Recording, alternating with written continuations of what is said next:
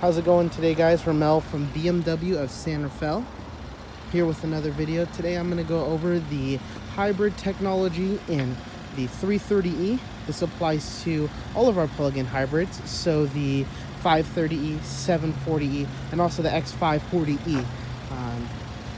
Here we have a 2018 330e in Sunset Orange Shadow Edition. So as you can see, you got a blacked out front grille, blacked out front kidney grills. You have the black wheels. Along the top, we have the blacked out door trim, smoked tail lights, and then we have a smoked exhaust tip.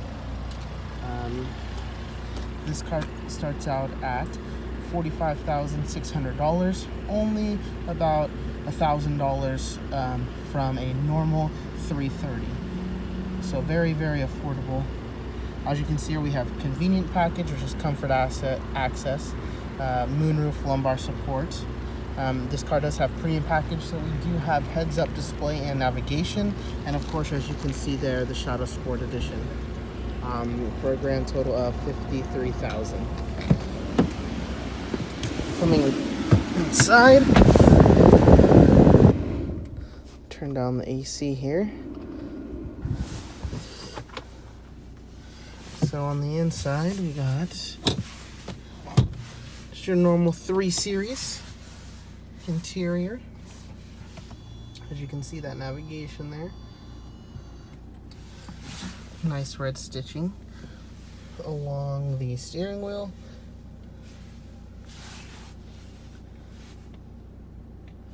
Alrighty, let's dive on in right into the eDrive. So this is one of our plug-in hybrids.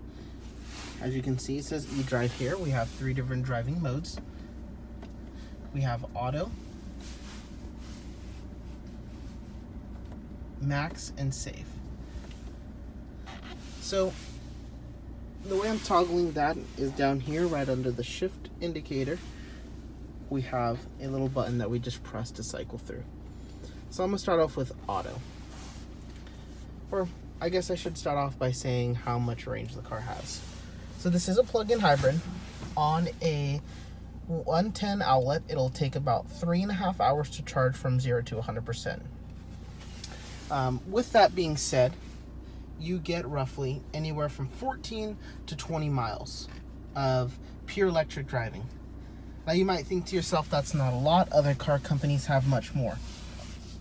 Well, our cars aren't meant to be driven in pure hybrid mode or pure electric mode. They're meant to be driven as hybrids. So, if you're driving with the combustion engine as well in auto, you are going to see longer than just 9 miles. In auto, the car is going to default to electric. When the car feels that it needs a little bit more oomph, a little bit more pickup, the car will turn on the gas engine, and the gas engine and the electric motor are going to work simultaneously to get you to that speed that you need to go. And then once you are at a cruising speed, the car will drop down into electric mode and start to drive you, or start to be electric, and the gas engine will turn off again.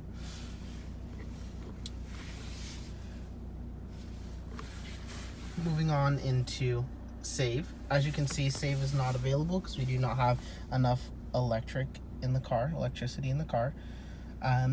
So max eDrive is going to be pure electric driving.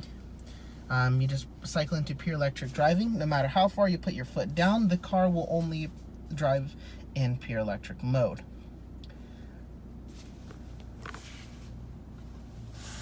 And then we also have save. Save will allow you to set a target percentage in which you would like to keep the battery. We can do that by going into menu, my vehicle, going to, where is it at here? eDrive. Let's see where it is at.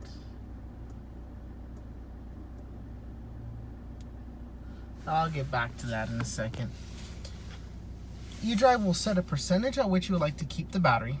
So the battery will not dip below that. It goes 20, 40, 60, 80, and 90%. So for instance, if you are driving to a location that you know that you will be there for a while, you can drive to this location in all gas. Once you get there, you can put the car into full electric mode, and then you can use all of the electric energy just cruising around. And then you can drive back. Some people ask, well, isn't that kind of defeating the purpose of a hybrid car? Yes and no, depending on the driver. This car is great for long distance driving and just around town. So if you are looking for the perfect commuter car, this is the car. This is the car to get. While driving to and from work, if you drive 10 miles to work, you can be in full electric mode, drive to work, charge at work if you have those capabilities, and then drive home in pure electric mode. You know, that obviously you don't touch the gas motor, so you have not used any fuel. If you're just putting around town, you know you're going to be driving less than 20 miles. Throw it into Max eDrive.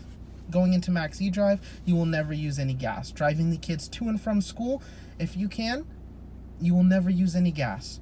A gentleman came in earlier, a couple weeks ago, and he was averaging 37 miles per gallon on average. This is just one example that I have seen myself. I've heard many stories of people seeing over 45. So if you want a car that will do well over 45 miles to the gallon, this is your car.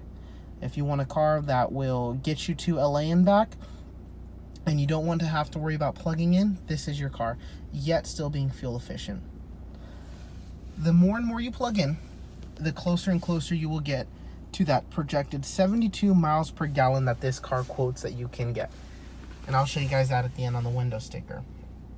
Yes, the window sticker does say you can get a combined fuel economy of 70 mpg. Now the way you're going to do that is everywhere you go, you're going to plug in. If you go to Target, you're going to plug in. Driving home, once you get to your house, you're going to charge again. Going to pick up the kids, you come back, you plug in the car. The more and more and more you plug in the car, the more and more fuel efficient you will be. The more and more you will start to see a gain in mpg. Now some people will say, well, what if I don't ever want to plug in? You don't have to. If you do not plug in this car, as you can see just idling here, the car started at 9% battery. You know, it doesn't seem like a lot. Oh, it only jumped up to 13. Well, if you never charge the battery, meaning you never plug it in, the car does have brake regeneration capabilities. It will not charge the battery from 0 to 100%, but it will it will charge itself up. So if you never plug in the car, you will see on average a 15 to 20% better fuel consumption. So on a normal gas car of this range, you'll probably see, you know, roughly 26, 27 miles to the gallon. In this car, you're going to average 30 without ever having to plug it in. Now, if you plug it in, the more and more you plug in, like I said earlier, you can see well over 45. So depending on your driving style, depending on how you're going to go ahead and use the car. And this is how you switch the modes down here. So again, max, so if you are driving 20 miles to work, if your commute is a total of 40 miles a day, the best way to drive the car. If you're driving down to the freeway, keep it in auto.